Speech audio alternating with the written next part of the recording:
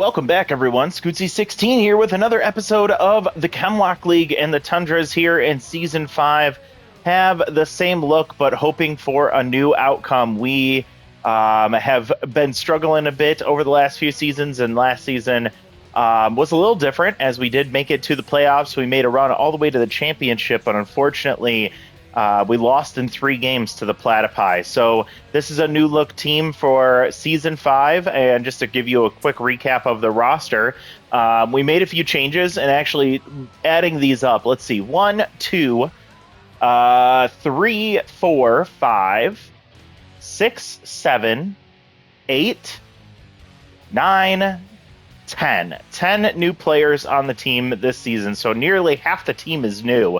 Let's start inventorying them. We have rookie, and I'll mention the rookies as we go. Rookie Olivia Bridges, who will be our backup catcher, even though she's the only one on the roster here. Talk about that more in just a second. Olivia Bridges, 22 years old with Tier 3 RBI hero, solid catcher behind the dish, but just really that arm is what we're really liking that we see. It's the low contact that I'm worried about.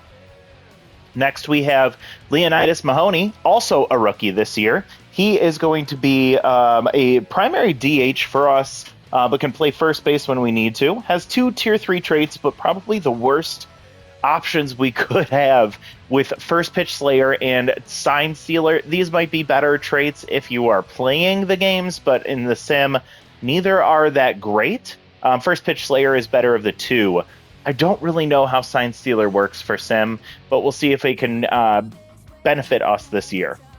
Next, Dennis Shoei would know him, Royal Finley, and Christian Black, as well as Port Guevara.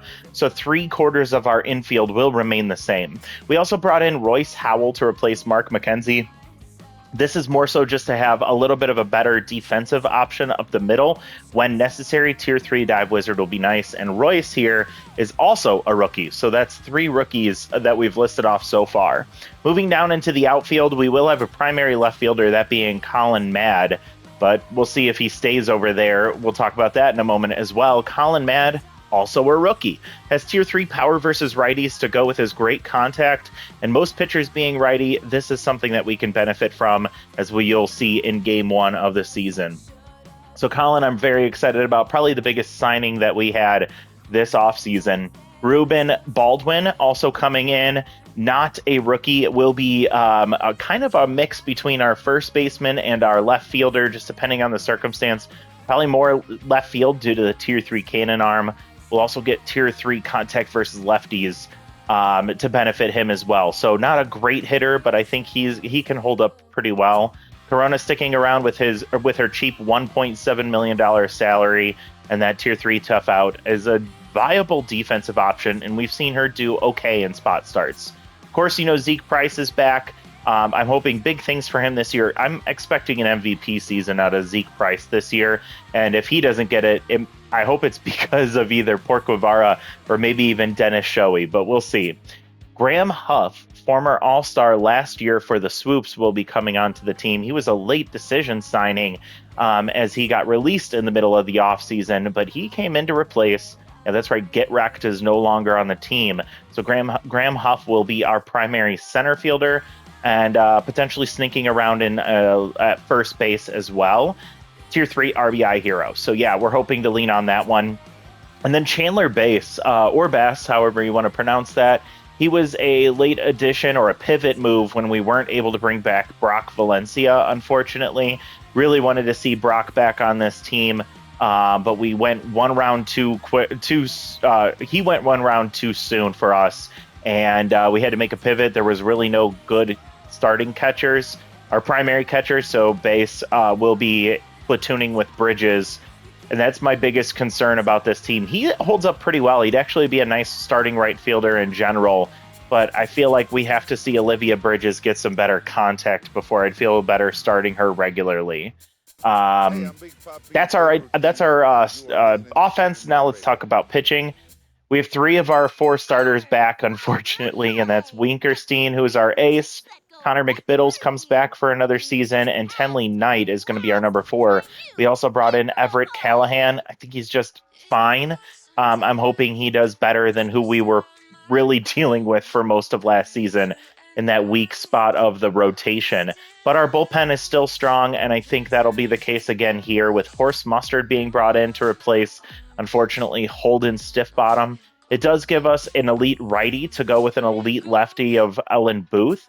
Horse also has Tier 3 K Collector, which hopefully will play up quite a bit this season. If the starting rotation doesn't do well, I imagine we're going to get a lot of innings out of Horse Mustard. So we, of course, have Ellen Booth coming back for another season. She's been here since the beginning. And Quincy Healthy, same thing with that Tier 3 rally stopper and Tier 3 clutch. He has been amazing for us as he's developed in his career. Ezra Wong comes back again, 28-year-old with average stats, but has Tier 3 stimulated, and I think he's pitched pretty well in spot starts with us. And then the glaring issue in the bullpen is, of course, Brew Buckley. He's just a guy. We're not really expecting to see him ever play. Hopefully that never happens, and if so, it's in a game that's already a blowout. So we'll see what happens, but I wish we had another lefty on the team, but there was another player we were eyeballing that ended up going one round too early as well. But that's the team. I want to make sure we have time to watch this game, and I am really excited to see what the team is capable of.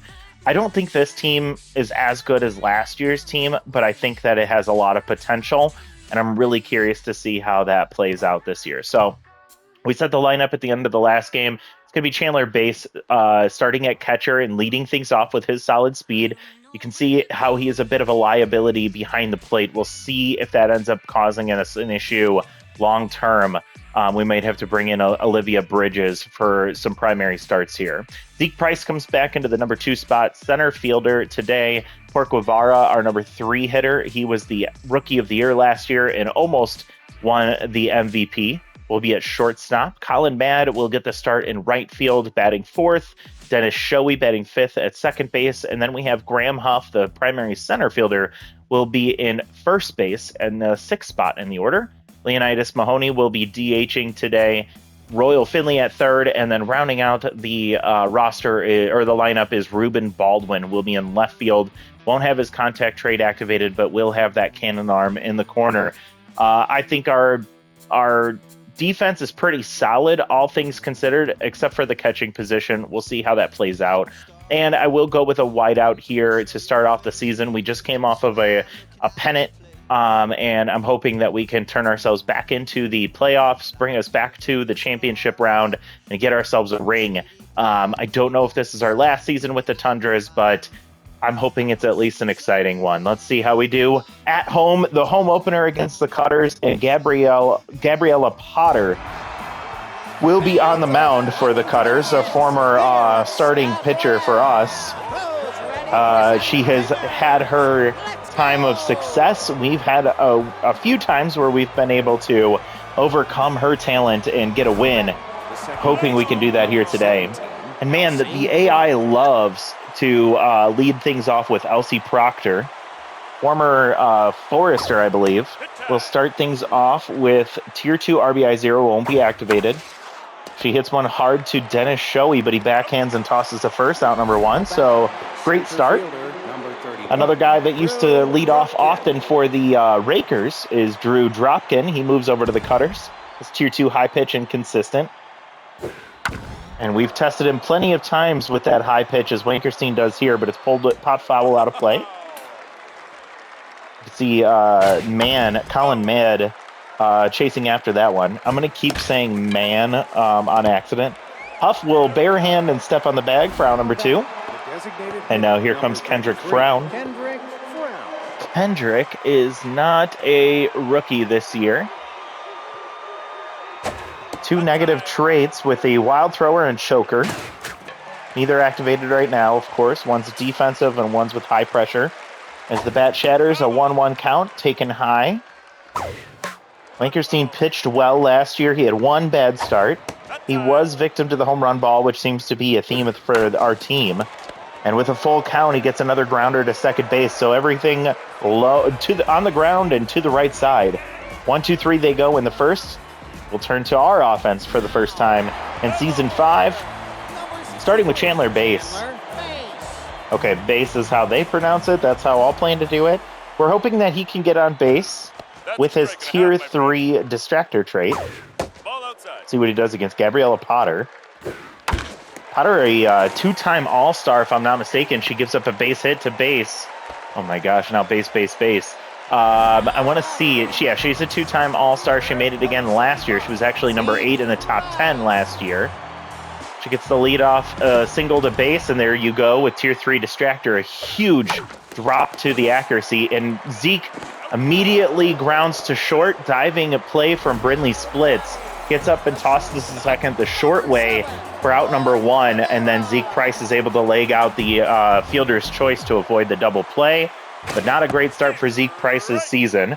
Now, Port Guevara, who had 6 home runs last year, comes up to the plate, and Zeke gets caught stealing. So he grounds out into what could have been a double play, and then he gets caught stealing to start his season. Pork takes strike 3. Cool. What a way for our Tundra offense to go.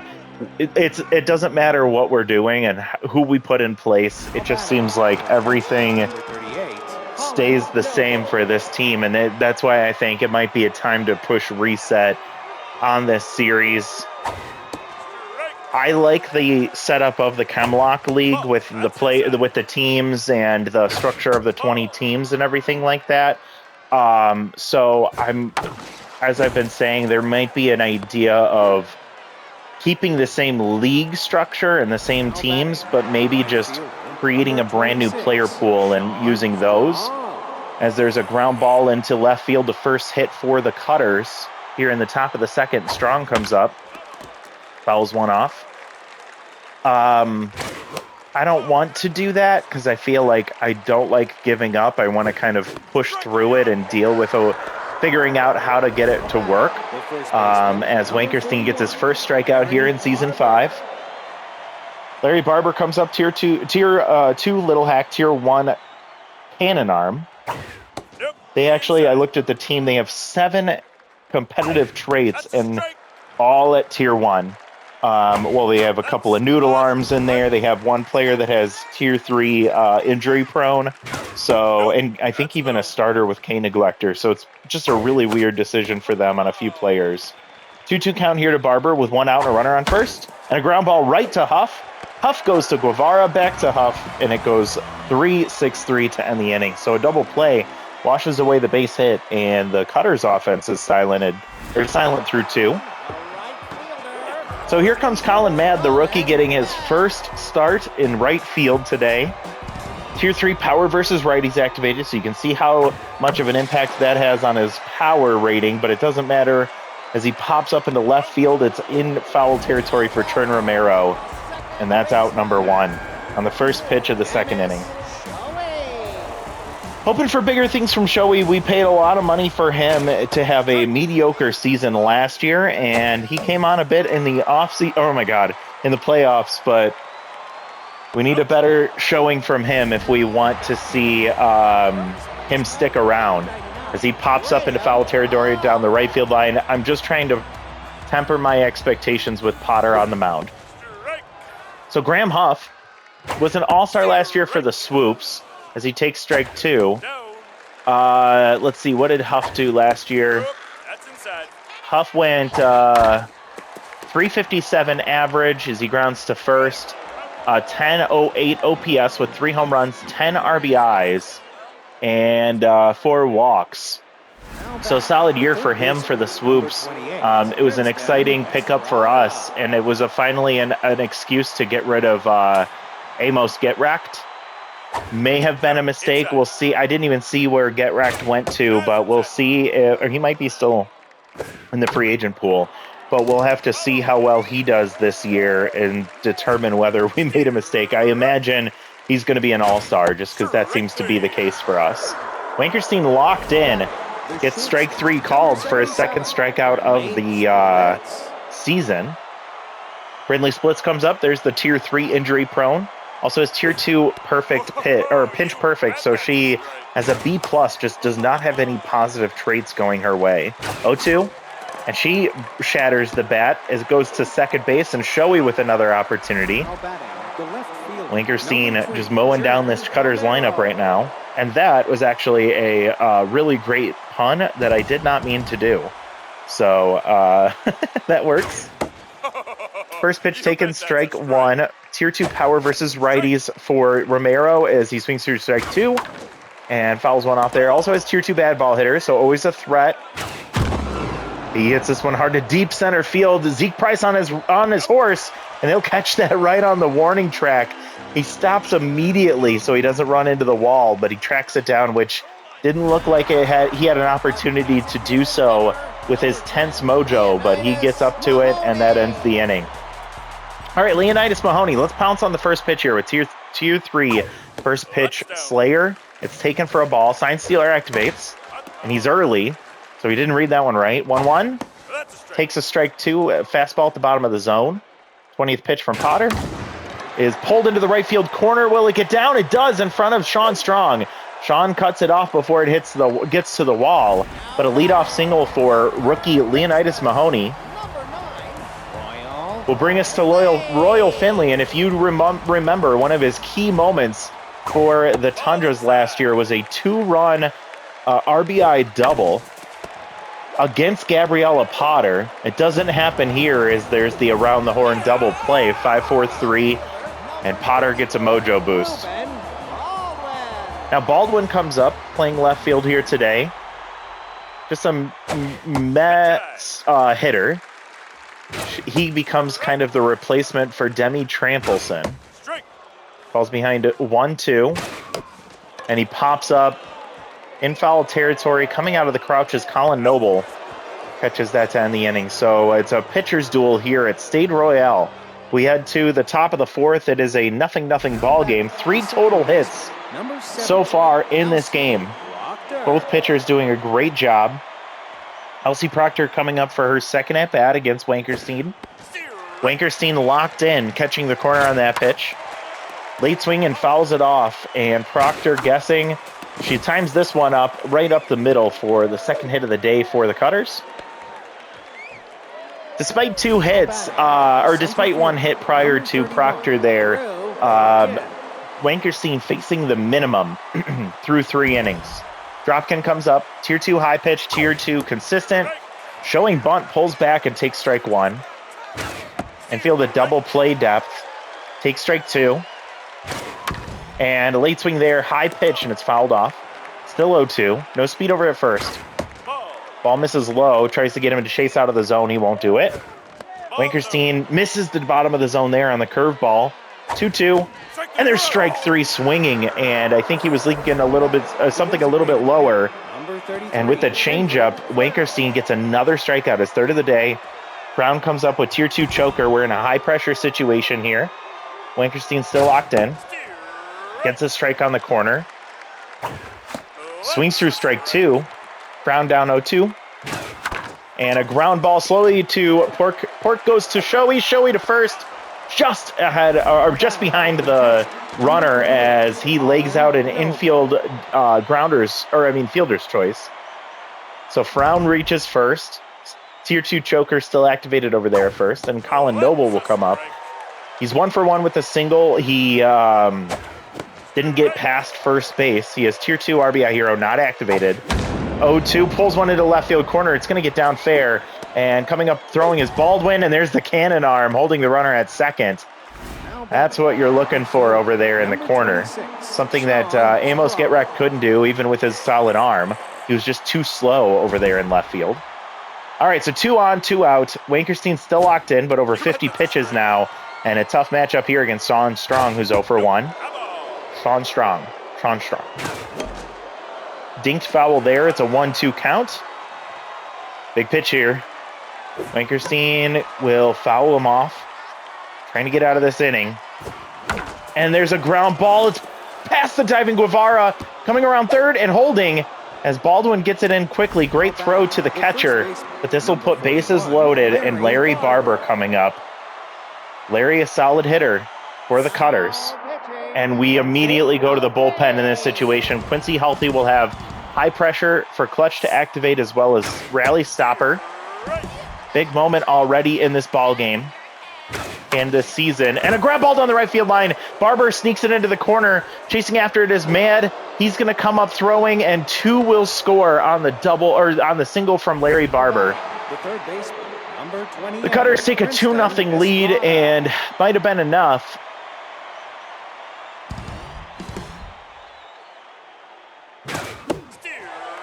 Quincy healthy, immediately tense. Will still have rally stopper and clutch activated. And a ground ball right to Huff. He will step on the bag. Finally ends the inning. But an unfortunate inning for Wankerstein, who's going to be responsible for both of those runs that score. And we are down 2-0 in the bottom of the fourth. Potter locked in. Baseline down the left field line. Second hit of his Tundra career.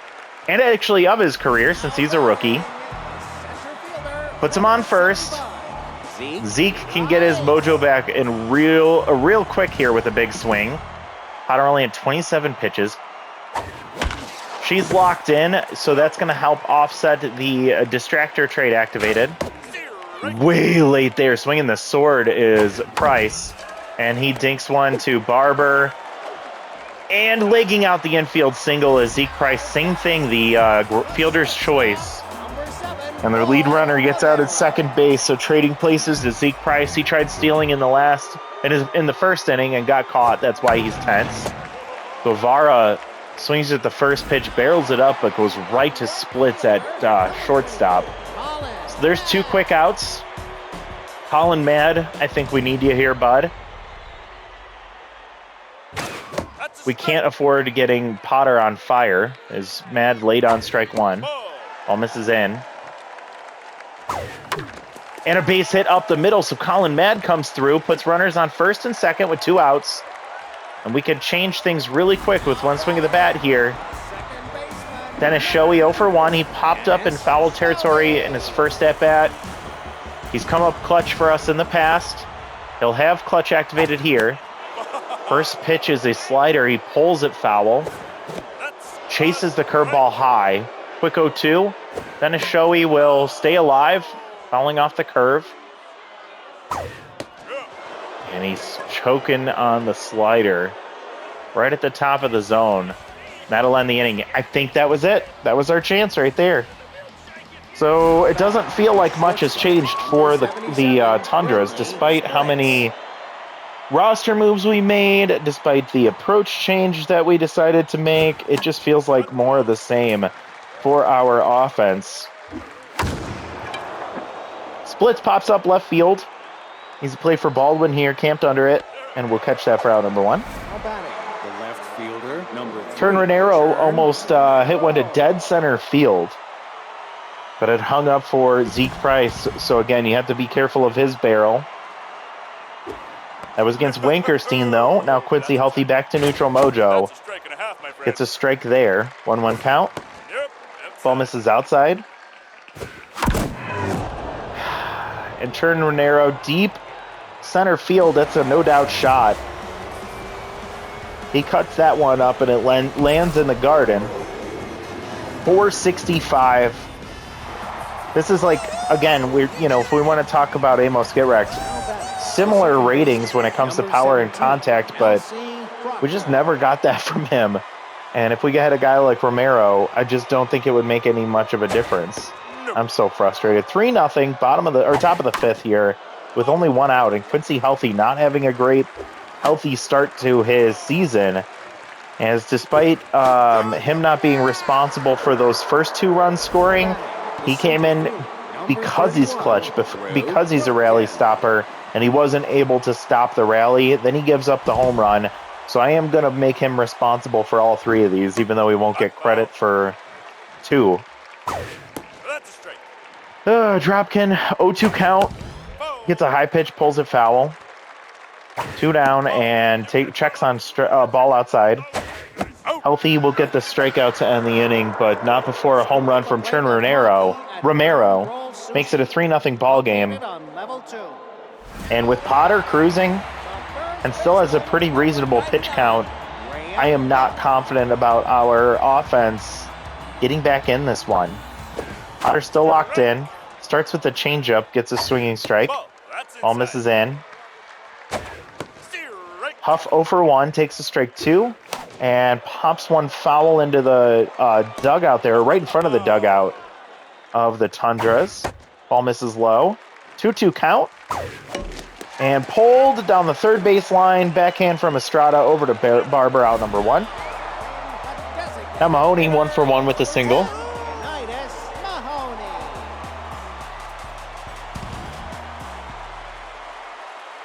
Potter throwing her 45th pitch. It's taken for strike 1, so no first pitch slayer again. 2 straight at bats. He's down 0-2. Off the end of the bat, pushed into left center field.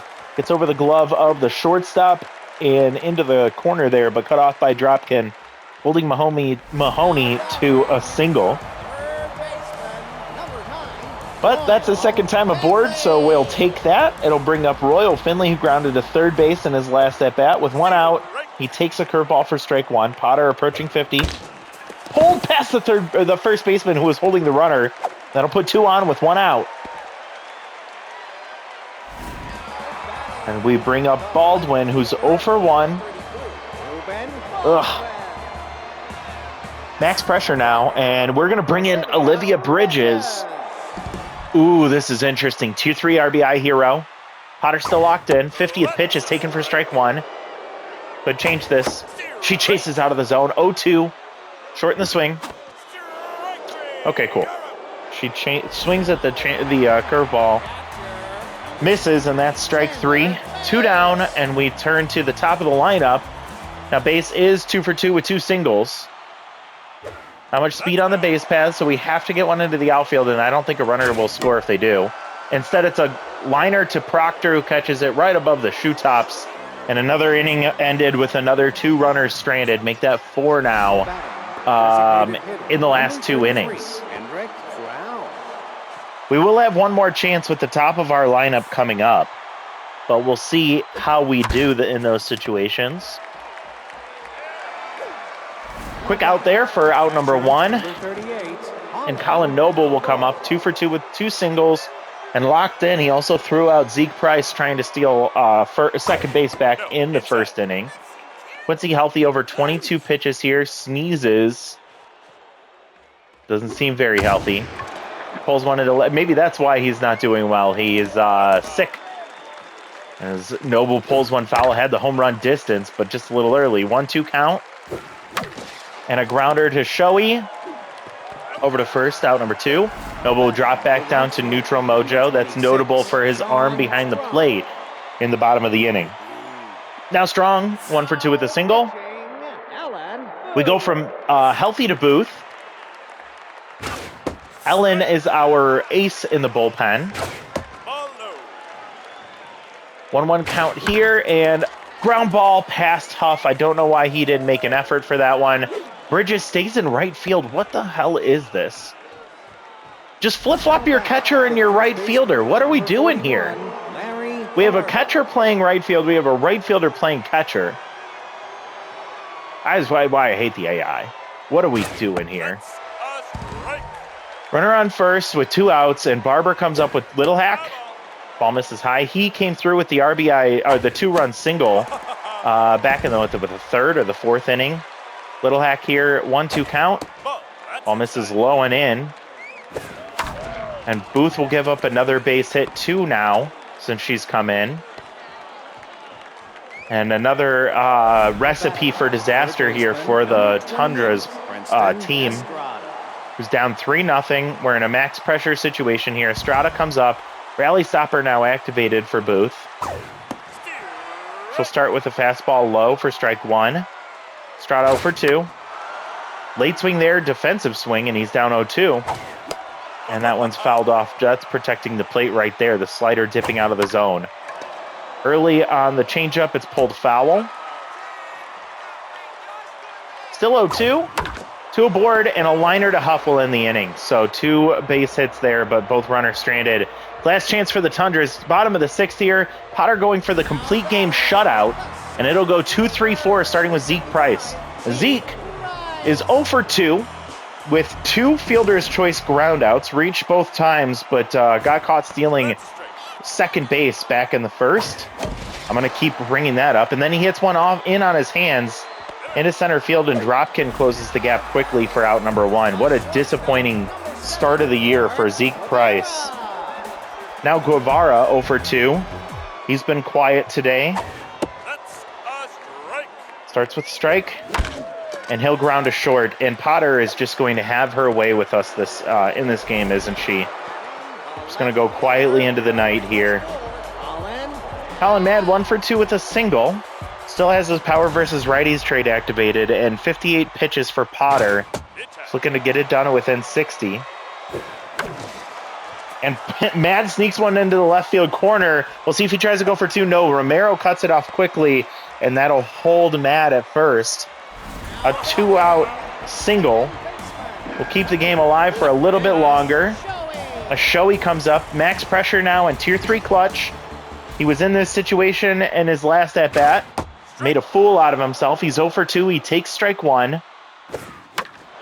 Late swing there, and it was a bad choice to swing at that one. 0-2, and Shoei will sneak it up the middle. It's past the diving shortstop. 2 aboard. Tying run at home plate is RBI hero Graham Huff. First time he's got this trade activated for us. And this is similar to how many times we see Amos get wrecked in these situations with Tier 3 clutch. He couldn't come through. Can Graham do it for us? 0 for 2. Takes the ball high. Takes the ball outside. Potter trying to be careful around, dancing around the zone. And Huff will come through with a base hit through the right side. Slow roller, rounding third and heading home. And sliding in safely is the runner, Mad.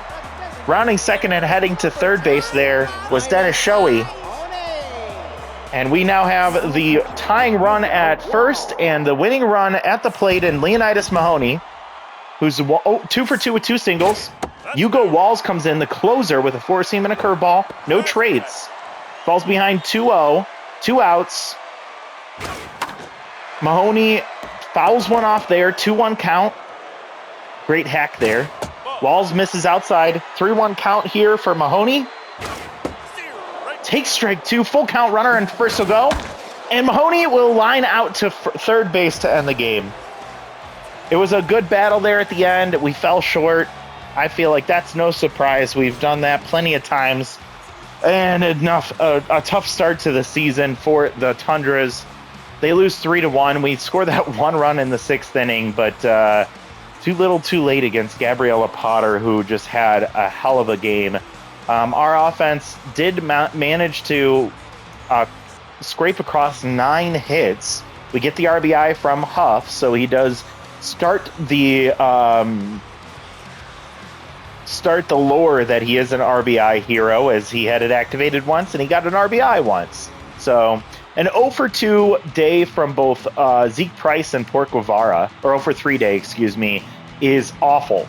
And that is the reason why we lost this one. That and runners left on base. So we got on, but we could not score way too many times. On the other side, a 2-hit or an RBI single from Barber scoring 2, and then the home run from Romero was all the offense needed. They got 8 total hits.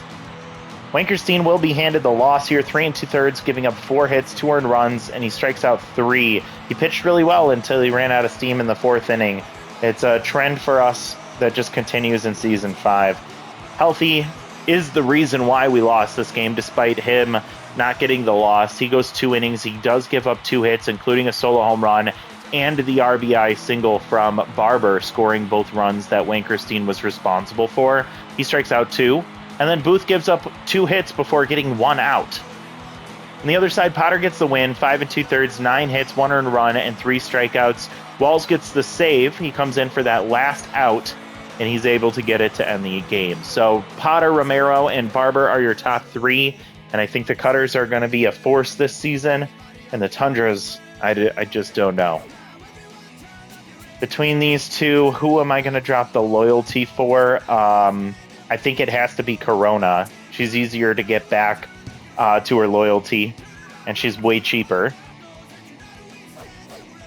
All right, between these two, I'm going to... I'll drop Howell just because he's cheaper. And then between these two, positive will go to... How old is Baldwin? He is 28, and Tenley Knight is 33. She's not a mainstay for us, so I'll go with Baldwin here. All right, so that's going to end the manager moments. We sim ahead, and we are one of 3 teams in our division that have lost, the Rakers and the Foresters as well. Chompers and Cutters both get wins.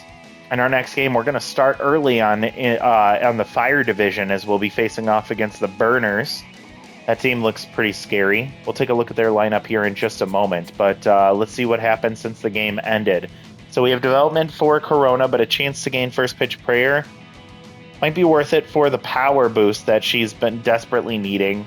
Dennis Shoei gets +3 contact, which he's apparently needed. Christian Black, we're not going to develop him. Horse Mustard, maybe, but I don't think I'll spend the money on him.